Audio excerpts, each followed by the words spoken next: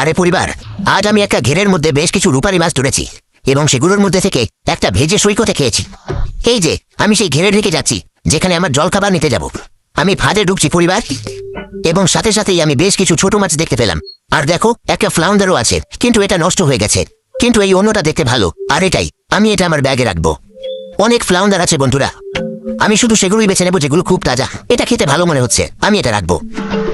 এখানে খড়ের নিচে আরো আছে, এটা একবার দেখুন। আমার কাছে এটা আছে এবং এটা এখনো বেঁচে আছে। এই ক্ষেত্রে এটা ব্যাগে যাবে।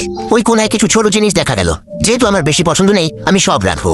যা খাওয়ার জন্য ভালো আমি তা সংগ্রহ করব। দেখো, এখানে আরো একটা আছে, খুব বড় নয়। আসল কথা হলো, যখন এটা ভাজা হয় তখন এটা দারুণ লাগে। আমি একটা খুঁজে পেলাম যেটা বালিতে চাপা পড়েছিল, মনে হচ্ছে এটা আর বেঁচে নেই।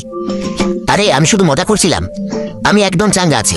আমি সব ভালো প্লেটগুলো তুলে নিয়েছি। এখন আমি আস্তাবল থেকে বের হব। আমি সরাসরি সৈকতে যাব ভাজা খাবার তৈরি করতে। আমি এখানে যুদ্ধের জন্য প্রস্তুত হয়ে এসেছি।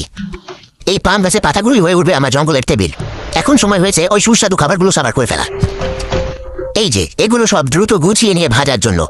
এখানে খুব যত্ন করে তৈরি একটি খাবার হবে। আজ আমি এগুলোকে মাখাবো। আমি সব গুছিয়ে নিয়েছি। এখন আমি এগুলোকে লেবু দিয়ে ধোবো এবং পরিষ্কার সমুদ্রের জল ব্যবহার করব। এসব করছি কারণ আমি প্রাকৃতিক স্বাদ বজায় রাখতে চাই। এখন আমি 1 চিমটি মোটা লবণ এবং 2 টুকরো আসল লেবু যোগ করব। আমি এটাকে এই জামব্রোবা পাতার উপর বিশ্রাম নিতে দেব। ভাজা শুরু করার সময় হয়েছে বন্ধুরা।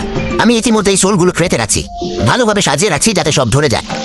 এক পাশ পড়ে গেছে, এখন আমি এটাকে উল্টে দেবো যাতে এটা ঠিক মতো হয়। এগুলো তৈরি হয়ে গেছে। আমি উপরে একটু লেবু দিচ্ছি এবং ভালো ময়দা অপরিহার্য খাওয়ার সময়। পরিবার অসাধারণ, মাছটা দারুণ ছিল। আমি এই দ্বীপটা ছেড়ে যাচ্ছি পরের অ্যাডভেঞ্চারের জন্য পুরো শক্তি নিয়ে।